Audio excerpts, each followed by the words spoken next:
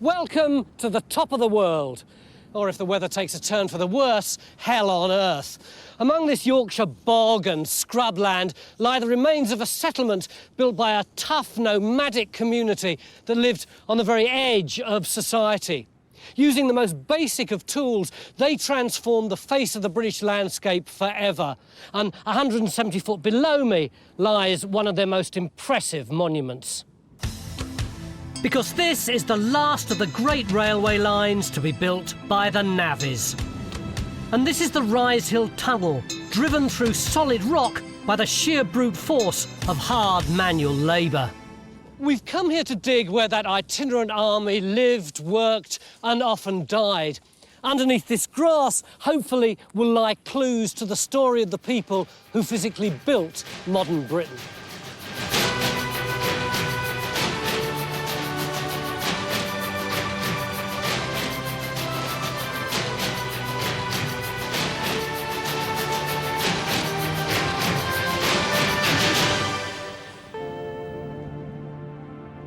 The Settle to Carlisle Railway's route takes it through the Yorkshire Dales, revealing sweeping vistas and breathtaking scenery.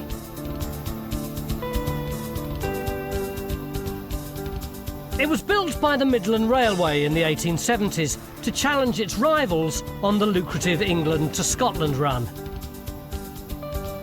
And the 3/4 mile long tunnel that cuts through Rise Hill is on one of the most isolated stretches of that track. This is the most exposed site we've ever dug on. If the rain kicks in, we're going to be so miserable. And it was your fault. This was your idea. It was, Tony, because I feel passionately that we spend far too much time looking at the bridges and the viaducts and the massive monuments of the Industrial Revolution, and we forget about the ordinary blokes who did all the work, who constructed these things. You know, the navvies or navigators. I mean, look at some of those rocks. I mean, they weigh tons. And they were removed by hand. This was the last of the hand-dug railways. And the people who did all this work actually lived here on Rise Hill Navvy camp. And they were here for 5 years, and then, psh, they just vanished. This was built in the 1870s. It's the Victorians. It's very, very easy to say, oh, it was only made yesterday. But it is still wonderful archaeology. We don't know how many buildings were up here. We don't know how they survived. And more importantly, when they went away, we don't know how much they left and how much of that site actually survives. We have got to approach it as if it was a prehistoric site. And for a start, you know what that means? That means we don't treat it as something unimportant and just 130 years old. We treat it with immense respect. It's only like prehistory in that we know almost nothing about it, come on.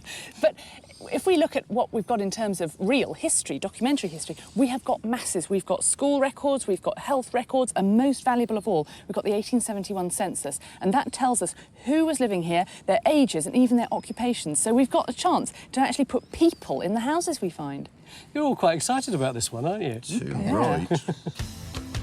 Well, Helen may have lots of records to play with, but for a settlement built during the height of the Victorian period, there are surprisingly no maps, plans or photographs showing what it looked like.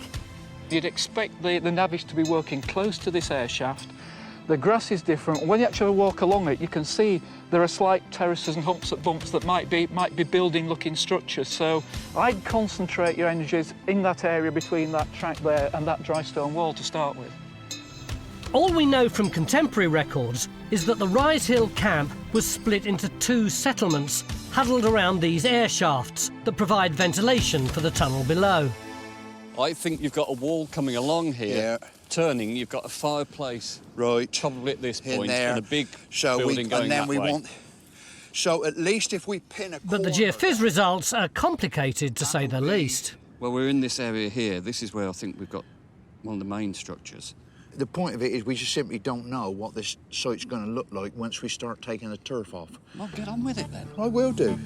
OK, then, let's get some string put in and some pegs put in, please.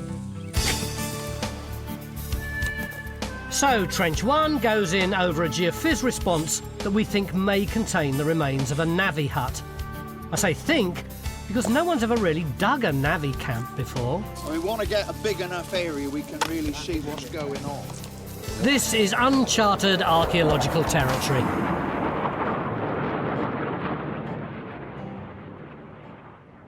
You said to me that this was like a prehistoric site. What did you mean? What are the parallels between digging here and digging something from 3,000 years ago? We've got to work from first principles. So in archaeology, that means working from the known to the unknown, okay? So what do we know? Well, human beings need to eat, you've got to go to the toilet, you've got to stay warm, and you've got to stay dry, okay? Those four things will leave their traces in the ground. So that is the basis on which we work. What about finds? There's an interesting notion here, really, isn't there? What is it that people 130 years ago would have left, which will tell us about their lives today? What makes this site really remarkable, Tony, is that it's an archaeologist's dream. It was occupied for a very short time and then abandoned. So you can say that everything we find here was used for 5 years in the 1870s. And that will tell people an immense amount about the life of ordinary working men, what they would have used for those 5 years they were here. Bill, our first evidence of domestic activity. Piece of clay pipe.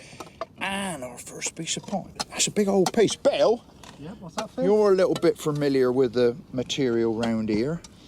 Oh, well, that's a bit of late Victorian creamware. Perfect date for the Navvy settlement. Probably for storing something like potted meat or lard. What the hell's that? That'll be a bit of fire brick.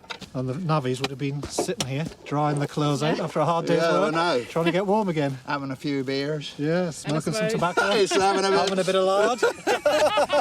On a bit of bread. You know, it's all, you know, kind of reconstruct the scene already, can't you? Lifestyle. This tightly dated group of finds suggests John's geophysics has dropped us into the area of the Navvy camp. So we'll continue to concentrate our efforts around shaft number 2.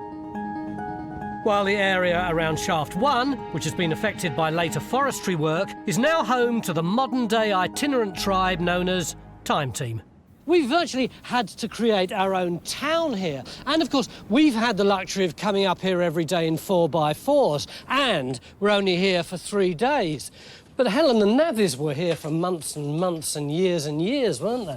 They were. The railway began to be built in 1869 and went on to 1875. But the navvies would have come from another job and moved on to a third when they finished, because it was a long-term career. Navvies had been building railways since the 1830s, and before that they were building canals, so they really did know what they were doing. Why were they prepared to do such hard work? If you consider what was actually happening in the cities in the textile producing towns, say in the West Riding of Yorkshire, like Bradford and Leeds and in Manchester alike, you find that kind of work actually in the mills was becoming very maternal. So therefore that the employers were employing women and children. It released this sort of raw labour for this kind of large construction programme. They had very little choice other than to pick up a pick, an axe and a shovel and start digging for a living. Helen, you said you thought that there would be a lot of documentation. Were you right? There's an enormous amount, yes, and I'm just wading through it at the moment, trying to get a handle on how many surnames and how many people are around here. But I'm having a couple of problems. These people who are slightly on the edge of society, maybe, are perhaps not always being entirely honest with the census returning officer. So I've got this chap here who's living in one of the huts, right at the bottom of this great list of lodgers. Under name, it says, a man with a big nose. And under relation to head of family, it says tramp. Well, you don't often get much more personal information than that. But as well as the historical resources at our disposal, we're also going high-tech. The Environment Agency have sent a plane up for us to laser scan the whole site.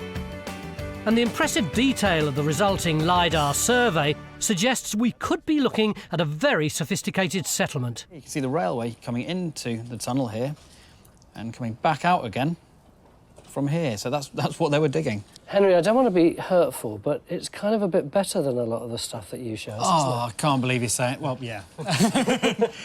Because you've got all this detailed data, you're seeing all the stuff which you can't really see clearly on the ground. You can see hints of some of these sort of rectangular enclosures, probably the footings for some of the buildings. So we've got a lot of processing to do with this, but we're starting to see some features. You can see the old tramway running up through here. And it's not there anymore, but you can see that coming through. And our next target is going to be this tramway that Henry's identified, as it would have been essential for bringing up food and materials from the valley below. Yep. And it's going all the way down that steep slope. It's going right down to the valley bottom, isn't it? But I mean, it's incredibly steep. I mean, you couldn't have pulled wagons up with a locomotive like that. We've not got a running locomotive along here. We've got something that's stationary at the top. What, a winch, a winding thing? Yeah, so we've got a winch that's powered by a steam engine, and it's got a big rope that is attached to the wagons, and it pulls the wagons up. But you see that patch of nettles over there, and what looks like a corner of a structure? Let's have a look. I mean, nettles, if this was a medieval site, nettles mean occupation, I mean, that sort of thing. I mean, that's pretty good. So what do you reckon that does mean? I think this is where our winding house is, with the steam engine. So Trench 2 goes in over what we think is the winding house and rail track of a supply line to the camp. And over at Trench 1, it now looks like we've hit a substantial building. Well, the old turf's come off lovely, isn't it? It's come off very, very well, Tony. In fact, I mean, now that we've got down onto it, we're realising this is stunningly good archaeology. And what we've got is we've got our hearth here and another one coming from and around there. They're literally back to back. We know that there weren't just single men living up here. Many navvy huts were rented out to families who looked after a host of lodgers. And these back-to-back fireplaces suggest we've landed in the heart of this setup. That's where you have the living quarters for the navvies, the living room and the dormitory. Here on this side, you have the private quarters for the hutkeeper, the sitting room and his bedroom.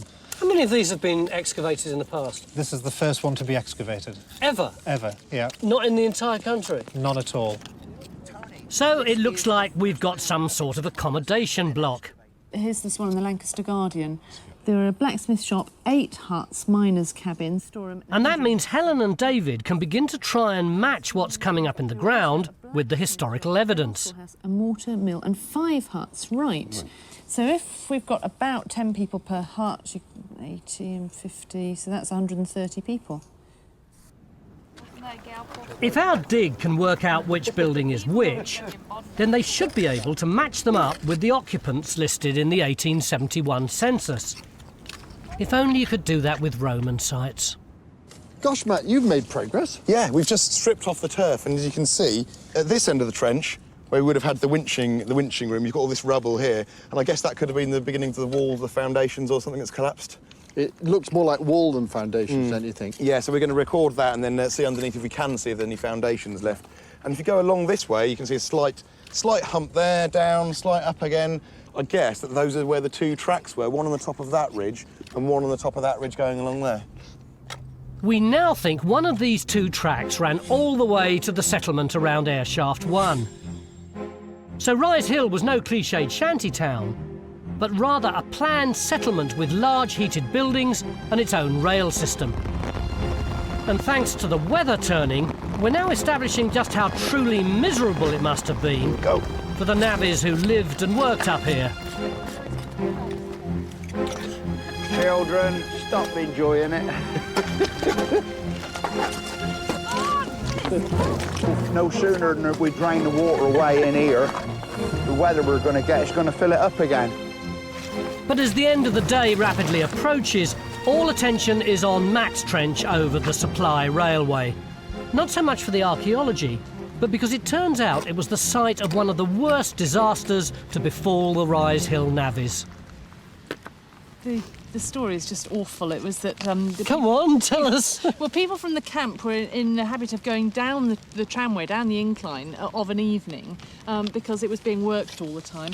And on this evening, there were 11 people getting into 3 trucks, and off they go down the incline. And the pin that holds the truck to the wire rope breaks, and so the trucks break free. And there's a man in the truck who tries to put a stick or something into the wheels to slow it down. And they managed to get 9 people out of the wagons, but the last 2 are still in there, two women. And the truck gets derailed, they're flung out, and they're killed pretty much straight away. And then, unbelievably, somebody was coming up on foot, drunk, and he decided to lie down for a bit of a sleep and put his head on the rails, and the next thing was he was decapitated by the runaway truck. It's stories like that and weather like this which makes you realise just how harsh life was for the men, women and children who lived up here at Rise Hill. And it's now clear we've only just scratched the surface of this settlement. We're starting to realise that this wasn't just a random collection of huts, it was a complex village. So tomorrow we're going to be moving up this slope to see if we can find out what's left of it. But in addition, down there is the Rise Hill Tunnel, and we're going to be excavating all over here to see how that army of navvies created it. Join a thriving worldwide community of Time Team fans on Patreon. Our new target is to reach 15,000 worldwide supporters on Patreon by the end of 2025. This will enable us to continue expanding the Time Team world with more digs and greater access than ever before.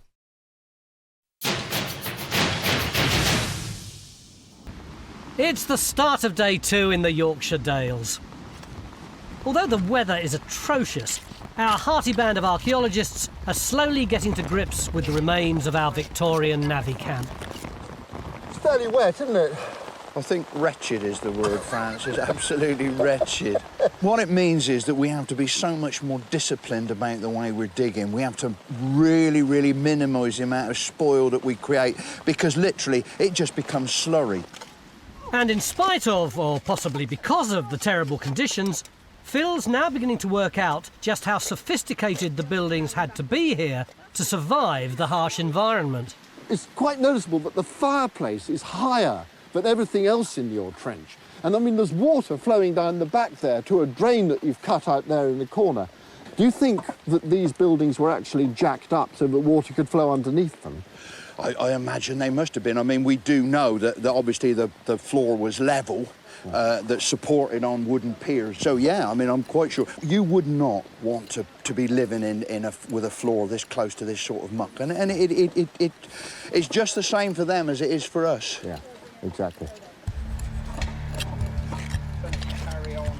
We're digging in the shadow of these massive spoil tips, basically thousands of tons of stone that were removed when the Rise Hill Tunnel was dug. But what I can't understand is why it's all up here.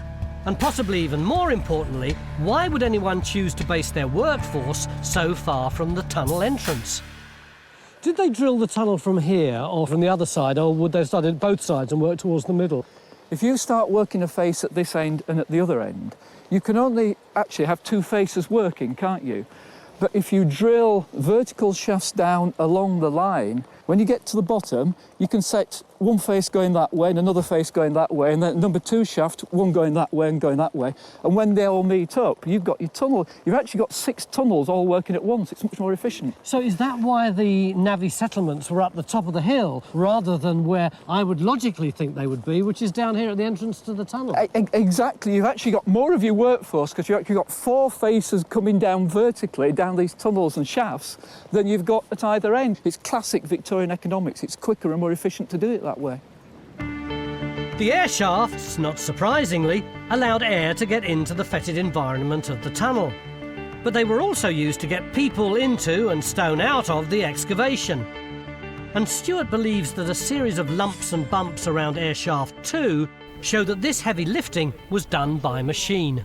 If you look at this sketch I've done of it, where we're standing here on the spoil heap, there's the shaft over there. And what we've got running along that area where the rocks are onto the other side of the wall, we've got a long rectangular building, which we think might be our boiler house. Ah, for what? To supply steam for a steam engine. Ah. Well, this is a bit of a shock. Here we are celebrating the last navvy dug railway in Britain, and Mike and Francis are putting in trenches to investigate a boiler house and steam engine. Well, they've always used machines to aid them on top of the tunnel. I've got a picture here from 1839 of a similar tunnel where they're using manpower, horsepower and steam power to process everything on top of the tunnel itself. And here they're using that on the surface, but below they're still using hand power. But we're not just finding evidence of how they worked. A picture's also emerging of how the navvies and their families lived up here. And surprisingly, we're getting glimpses of a much more civilised society than I expected. Never change, do they? Look what I got here. Cool. Does that actually say tea? It does. It's a bit of somebody's teacup and it actually says tea on there. A bit more elegant than my cup. Although, having said that, there are plenty of examples of the hard-working, hard-drinking navvy stereotype my mother warned me about. We've got two here called William Williams and John Atkins, better known as Policeman Jack. William Williams challenged Policeman Jack to a fight, but Policeman Jack has managed to knock down William Williams and he's died. Policeman Jack, that nickname would come from Punch and Judy, as in Policeman Jack in Punch and Judy. If you can recall any of the scenes from Punch and Judy, he's generally beating people with a truncheon or beating them up in one way or another. Oh, so he's got previous, hasn't he? Well, yeah, he's got some sort of colourful past. Yeah, and actually here we've got a name for William Williams as well. Be scandalous. I love the so names. goodness knows what William Williams had done previously. Golly, what a lawless place it seems to have been, doesn't it? Well, it is a little bit wild, isn't it? Yeah. I've been looking at some of the photos that we've dug up of 19th century navvies. They certainly seem to have been a pretty robust, rather scary-looking lot. This is my favourite. This is Mrs. Rachel Hamilton, who apparently was a navvy forewoman, which really rather surprised me because I didn't know they had female navvies, but she was certainly very well qualified for the job. She was 17 stone in weight and 6'4" tall, and perhaps, unsurprisingly, she was known as Big Rachel. And we wanted to find out how our present-day diggers would cope under the regime of a 19th century navvy. So, ladies and gentlemen, you've already met Big Rachel. Now meet Medium Matt. What are we going to do with him? You've got to admit, he does look rather like a boy from the 1960s in Carnaby Street. Oh, he's not going to by the time we finish with him, because we're going to make him live the life of a navvy. Now, some of the things I've read say that a navvy is expected to move 20 tonnes of muck a day, but we have no idea how realistic this is, so this is what we're going to make Matt do. We've got a wheelbarrow made by Kerry, and we've given him this lovely outfit, so it's authentic up to there. You're looking a bit clean, aren't you, Matt? Well, yeah, I think a lot of that, though, is going to end up on me, I think. We're going to have to build you up, though. You are going to eat what a navvy ate every day. He's really going to do this tomorrow, right? Breakfast. 6 slices of bacon, 2 pints of beer, a can of condensed milk, tea, loaf of bread, early 11s, pint of beer, late 11s, pint of beer and bread and butter. Lunch, a steak, loaf of bread, 2 pints of beer and tea. Late lunch, pint of beer. A snack, bread and butter. Guess what? Pint of beer. Dinner, another steak, boiled potatoes, loaf of bread, 2 pints of beer and tea. Oh, nice cup of tea at the end of it. You can handle that, I can't can take you? it, yeah. I'm Big sure. navvy. I'll sweat I'd like it all to out. see it. I'm not totally sure he'll survive the diet. I've got your beer, all right? That's your first one. Cheers. Let alone shifting 20 tonnes of rock. I've got feta and walnut salad. Oh, lovely. So remember, don't try this at home. Always go for the healthy option. And I'll probably have a glass of fruit juice. Now, I gather, Henry, you've got the LiDAR results. Yeah. Back out on site, the archaeologists are now looking for the end wall of Phil's house. Now, just in this area, there's a break in the bank, which could mean the end of the building here. Well, that's right. I mean, we know it's got to be somewhere in here, because we know that that blob there is a fireplace. Thanks to the LiDAR and Phil's sixth sense, the diggers think they found another fireplace on this terrace, suggesting there are in fact 2 houses on it. They now need to see if they're right by finding the gap between the 2 buildings. OK, well, let's put in a 3-metre square here that'll give us the path, and it'll also give us what's happening underneath your dormitory. Well, exactly. That's the next thing, because we do need to know what sort of finds we're getting from this sleeping end of the building. Yeah. Jolly good. OK, let's go.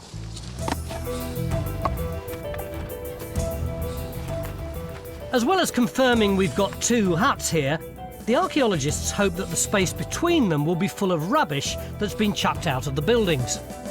You name it, we've got it. We've got everything but the kitchen sink. But some of these pieces actually join together. I think it's a bit of an odd shape. Oh, yeah, look, it goes with that earlier bit. Yep. As Francis has told me more than once, It's exactly how he'd approach a prehistoric or any archaeological site. So we got a glass. Well, they knew how to enjoy themselves, little boys. Because at the heart of archaeology is rubbish, and rubbish is information. And now that the weather's improved, we're getting a lot of both over at the industrial side of the site. Anything good come out? Oh, we've got some nice little goodies to show you. As we know, people were smoking clay pipes. They smoked a lot of them. But these are different. They're coloured and decorated. Will we be able to photograph those and send them off to somebody to identify them? That's the idea, and they're very identifiable. I've just noticed. Is this what I think it is? It is indeed, Tony. It is a shoe.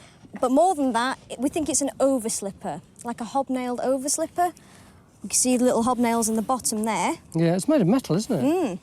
It's not very big. You could wear that. I could wear this indeed, but remember there are other people here with the navvies, their children, their wives, so it could be a child's shoe. So this could be someone clearing out the pump room? Yeah, with all the nasty jobs, cleaning out all the sort of furnaces and all that kind of thing. And look at that, worn away. Indeed, the heel is worn away at such an angle, which suggests that they may have walked with quite a funny kind of gait.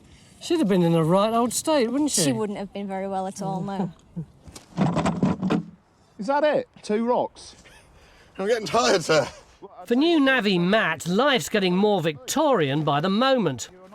We're keeping a tally of how many barrows he Can't shifts. feel my legs anymore, sir. Because for a navvy, earning a living relied totally on how hard you could work. Truly a case of where there's muck, there's brass. It didn't matter what they were moving, whether it was mud, soil or stones, they had one word for it, and that word was muck. Another interesting word which does come from the period of the navvies is the word tramp. Then it actually meant the act of walking from one construction site to another. So if you're a navvy looking for work and you walked across Britain, you went on the tramp to look for work. So have you heard about the man from the census with the big nose? Because he's written down as, it says relationship to head of household, and it says on tramp. That means rather than being on site, he's moved on and he's in the process of walking from one site to another. Oh. He's on his tramp. Come on, get a move on. Is that pipe lit? No, can't afford baccy. Only beer. Yeah. And as I was walking across here, further... Back in the modern world, we're now looking for new areas of the settlement to investigate. And by combining the Jackson Pollock-like geophys results with the LiDAR, Pull up the geophysics. we found a number of areas that don't look anything like Phil's huts. There's another whole series of buildings and structures just below the spoil heap. Can you see? I mean, that's where we're getting these really strong responses. These look more industrial-like, as we might expect. I mean, they're totally different in character to the hut responses. So basically we've got this area up here, which you've got those strong responses, and we've got the area of possible buildings on the edge of the tramway. Back up here. On further inspection, these possible new buildings further down the hill seem to be less domestic and more, how shall I put it, functional. And it doesn't have fireplaces, so it's unlikely to be where somebody's living. So I was just wondering, something this small, immediately below the accommodation blocks, whether this could actually be a toilet block. It's the ideal place for it. You don't want your toilets actually in the huts. That's what the Victorians didn't do that. So this is actually behind the back of the huts. And that's where you'd expect them to be? That's exactly the right place for a Victorian outhouse. But it's getting towards the end of day 2, so we'll have to wait until tomorrow to investigate this prized target. That should also give us enough time to choose a willing volunteer to dig it. When you told me you were going to find pumps and engines and whatnot, I imagined that we'd be excavating great metal struts and sumps and rusty pulleys. There is nothing here. You're standing in a building, Tone. Over on the other side of the air shaft, the industrial story has reached a surprisingly swift conclusion. We've got a major wall there. Yeah. Runs about that stone over there, yeah. Back down here, and then we've got the back end here. Just hit this hump here, yeah. Yeah. And what was in it? This is the boiler house. How do you know that? Well, several things. It's full of clinker from the flues underneath the boiler. And we've got fire bricks, which would have lined the whole thing. So what's over here? Well, we were looking for the engine house, Tony. But it's not here? It's a little bit more complicated than that. You're standing on a big bank that runs over here, and we've got a wall in front of it. That's this revetment here, yeah? Yeah, and there's one at the back, yeah. And we've got a clay middle to it. So what's that for? Well, it looks as though it's the dam for a big reservoir behind here. All of which begs the question, where is the engine? Well, it's actually really only one place it can be, which is over there between us and the spoil heap. And the water in here would have supplied the boiler over there. The boiler would have made the steam makes power, the steam engine. Slowly but surely, the parts of our Navvy camp jigsaw are falling into place. But we still have any number of platforms, lumps and bumps in the ground, and weird geophys results to investigate in the last day. But what's intriguing me most is our living history experiment. How many steaks have you had so far? 4. And how many pints? 4 as well. Do you think you'll survive for 24 hours? At the moment, yeah, I reckon if the steak and ale kind of quota carries on in the same rate it is. I don't. If you'd like to see more episodes like this, you can make it happen. Our new target is to reach 15,000 worldwide supporters on Patreon by the end of 2025. This will enable us to continue expanding the Time Team world. Enjoy front row seats for the greatest show on Earth and under it. It's the start of a horrendous day 3 in Yorkshire, where we're investigating the remains of a railway navvy camp. The conditions are some of the harshest we've experienced, but for some, it's about to get a whole lot worse. I'm just cooking a nice bit of navvy's breakfast for our trainee navvy, Matt. Matt, how much beer did we make you drink yesterday on your navvy's diet? Well, I think by the end of the working day, it was about 5 pints. How did you feel? Did you have a hangover this morning? Well, it wasn't really too bad, because the intake of beer was so slow and steady all day, and there was so much food involved that I kind of felt all right this morning. And you got a special treat this morning, haven't you? You've got the condensed milk in the cup of tea. Lovely. Actually, you're going to need all of this. You've got another 18 tonnes of stone to shift by lunchtime, and it hasn't stopped raining since about 6 o'clock last night. Can you hold this for me? So, good luck, mate. Enjoy your breakfast. But Matt's not the only one with a mucky day ahead of them, because up on the hill, Raksha is now investigating the potential site of the Navvy's toilet block. One thing I imagine from a WC point of view, at least it will be a very small trench, won't it? What's so bizarre about it is that you actually volunteered to do it, didn't you? I did! Why? I know I must look utterly bonkers at this moment in time, but this is the most exciting part of the site. Why exciting? Explain yourself. OK, all right, people are going to go to the loop, but also they chuck all their rubbish in there. Just think of all of the goodies and the personal items that we're going to find. You really don't mind being up to your knees in latrine soup? No. I like a bit of... Can I say that? Literally 15 seconds after the end of that conversation, Raksha gives me a shout. What is it, Raksha? Well, it's quite thick, but I think it's the bottom of a wine glass. It could also be a candelabra. It's kind of really nicely decorated at the bottom. We'll have to get somebody in Fines to have a look at that. And I doubted the point of what you were doing. You're so cynical. But I'm not any longer. I love the idea of this guy sitting on the loo drinking Nuit Saint-Georges, or else holding up his candelabra in the middle of the night and then breaking it. Disaster. I know. Confirming this is the remotest toilet block in Britain is just one of the tasks we've set ourselves. Oh, God, I'm stuck. We've already established a steam engine and a railway line over at the air shaft, and we now want to see what sort of industrial activity has caused these geophys results. Francis. Is that the wall you got there? Yeah, Francis, end of the trench.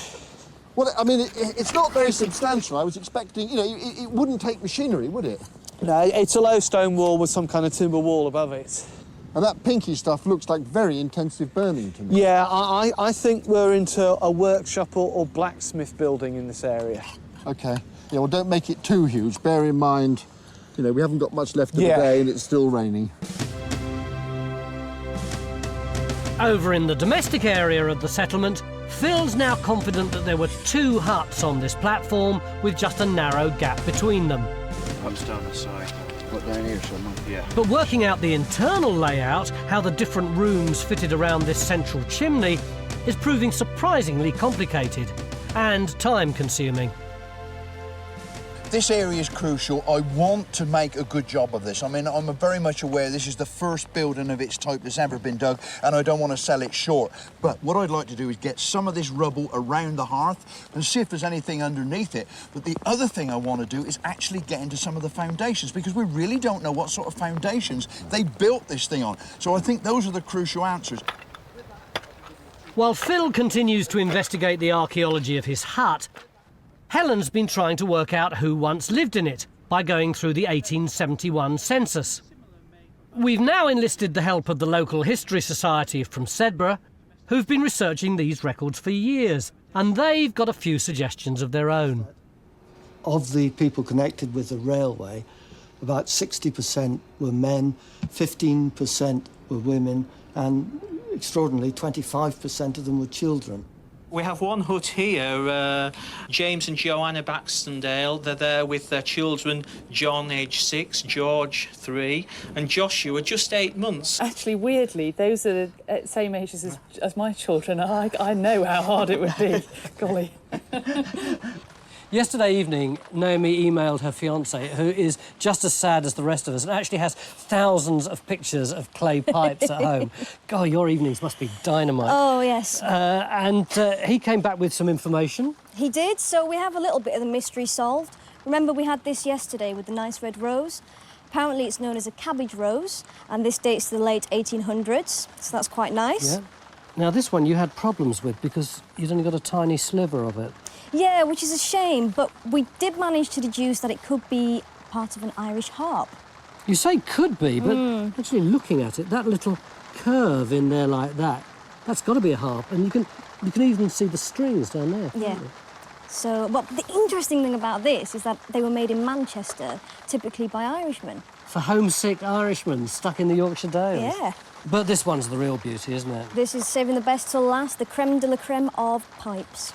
Now, I didn't realise what this was originally. In fact, to be honest, I thought it was just a bit of mud with another bit of mud on the back. But looking at it now, it's cleaned up. It's a beetle, isn't it? And it's got this beautiful iridescence on the back of the beetles. Any idea what kind? We thought they might have been a tobacco beetle. That's the closest we could get to it. But the best thing about this is the top. We thought this was tobacco staining in the pipe. This sort of black stuff? Yeah. But actually, these kind of pipes had a little metal lid on the top, so that's actually metallic corrosion. So the bloke who lost this was probably pretty gutted, wasn't he? I think I would have been, yeah. Matt, what about your pipe? Is that lit? I think it's more full of rainwater now. His spirit is indomitable, isn't it? He's not doing too bad at all. Our own pipe-chewing navvy is coming to the end of his 24 hours hard labour, and he seems surprisingly chipper for someone who's been shifting rocks for hours on end. But that could have something to do with the diet. The beer, I think, was an essential way of helping to numb the pain. Matt, is your pain being numbed? It is much number than it was. But little does he know that his reward may be less than he thinks. Because although the railway company relied on men and women like Matt to build their tracks, cuttings and tunnels, they also saw the navvy as a source of profit. Navvies got all of their food from shops that were actually supplied by the contractors themselves. It was called the truck system, and the navvies usually were paid partly in tokens as well as money, and they had to spend those tokens at the contractor's shop. So this was a system that was really open to exploitation. The contractors could basically try and make as much money as they could from things such as watering down the beer, mixing in sawdust with the flour to make bread, and selling meat that was actually rotten. And one social commentator at the time said that the building companies often made more money from the bowels of the navvies than they did from the construction project itself. And there was nothing the navvies could do? There weren't really. They were stuck here on top of places like this, in a rise hill, with just that shop to buy from. Hi, Mike. This trench is nearly finished, isn't it? Well, I think we've got something rather exciting, actually. Back up at our new trenches beside the railway line, we've finally worked out what caused John's complex geophys results. These heat-affected stones are sitting in a mortared level. You know, that's this orangey stuff down here. So that's about, what, that thick, isn't it? Yeah, it's a couple of inches thick. And that's sitting on a clay layer, that's sitting on the peat. Whew, 3 layers? Yep, 3 layers. So in other words, it's really quite a heavily engineered building. I think we're looking at something like smithing, forging going on in this area. What sort of objects? This is for repairing stuff on site, you know, stuff to do with the beam engine and to do with the carriages as well. So that would explain why it's just next door to the tramway, wouldn't it? Exactly. OK. Well, look... So we think the geophys results here show a collection of workshops. And with this industrial area now established around shaft number 2, we can put all our efforts into the domestic side of the camp. You got it? I'll give you the medal then. But as the rest of the team redouble their efforts, one digger can hang up their cloth cap. Ding, ding, ding, ding, ding. It's lunchtime, Matt. Your trials and tribulations are over. Well done. You stay so cheerful. Well, yeah, there's a reason for that. How are you feeling? Not bad, actually, not bad. I think 24 hours is OK. Doing it for 5 years, though, I think might be a different kettle of fish. Have we any idea how much rock he shifted? Yeah, we've added it up to 4.6 tonnes. Now, I know what you're thinking, that's nowhere near 20 tonnes. No. But I think this experiment has been extremely worthwhile because if you think about it, Matt's been both picking up the stone, putting them in, wheeling it over and taking it out. And I think on a really big construction job like this, you'd have had separation of employment. When we're in a real hurry, we tend to have somebody shoveling and somebody barrowing, and it speeds everybody up. So one man could probably, a strong man used to it with assistance, have done 20 tonnes. The big question, though, is how much has he earned? Well, we're going to pay you 3 shillings and 6pence, which is what the navvies here got paid. Well done. But we obviously have to make some deductions. Now, you've had 10 pints of beer, 3pence a pint, that's 30p, which is 2 shillings and 6pence. So immediately you have to give me back 2/3 of your pay, which you've stupidly spent on beer. He's going to end up owing the boss money. For a 10-hour day? Oh, yes. But at least you've made him happy. Yeah, very happy. And you can go and have your lunch. Or a little sleep. I think a snooze is what I need right now. Well done.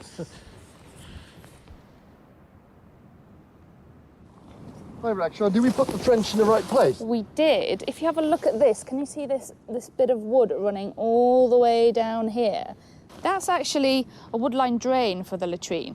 So somebody would have sat up there and then all of the waste would have run down this hill, pretty much like how, you know, we've dug our drainage ditch and the water's running through. Right.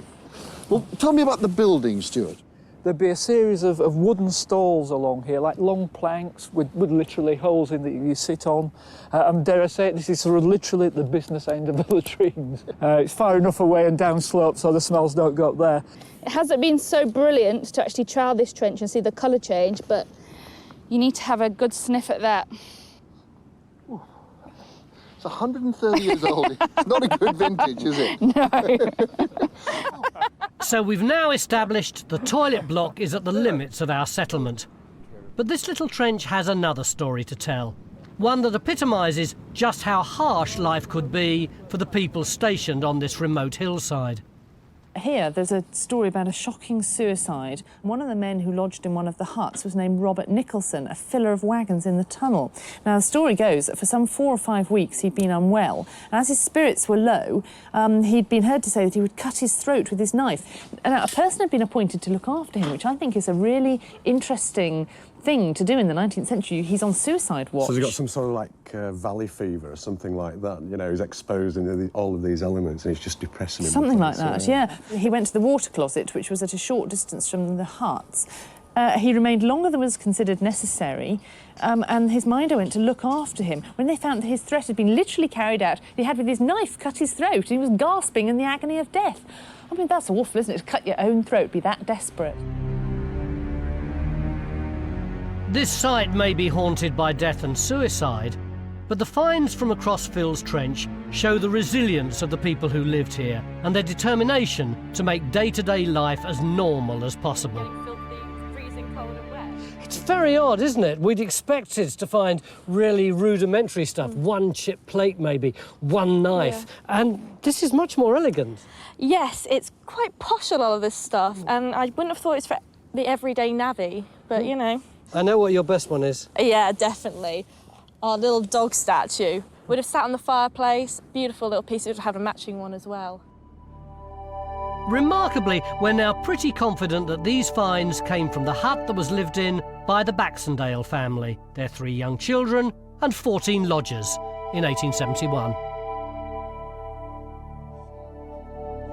And thanks to the meticulous work carried out by Phil, we now think we know the layout of that hut and how it was focused around the central hearth and chimney.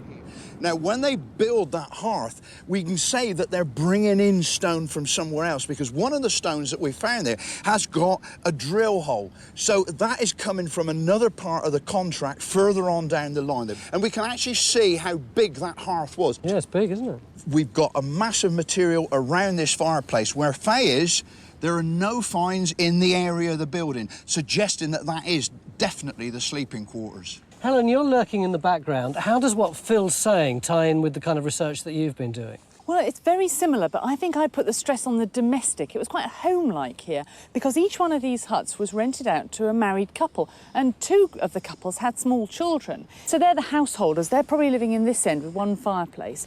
And then in the middle, they've got these lodgers, between 5 and 14 lodgers, and they're cooking and living communally here. So the lady of the house is doing the cooking for the lodgers, who are probably sleeping, as you say, in the far room. But the lady of the house did more than just cook. She really did seem to try to make it nice here. They were making curtains, they were cutting pictures out of magazines and pasting on the walls. It really was quite nice. Maybe not such a bad life after all. It's exactly the story that we're getting from the archaeology.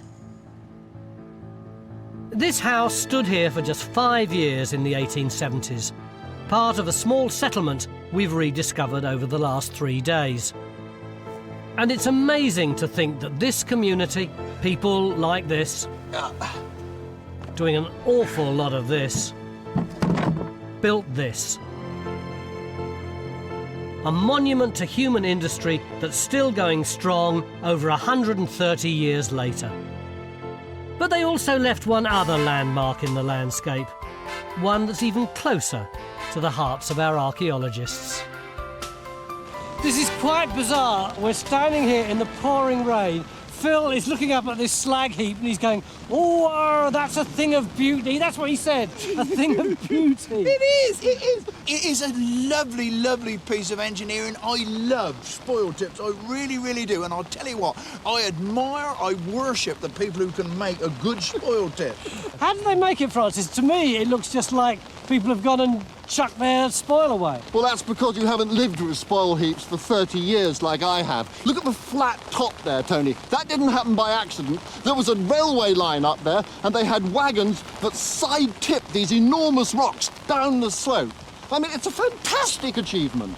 It's engineering, Tony. Yeah. That's all I need to know about spoil heaps.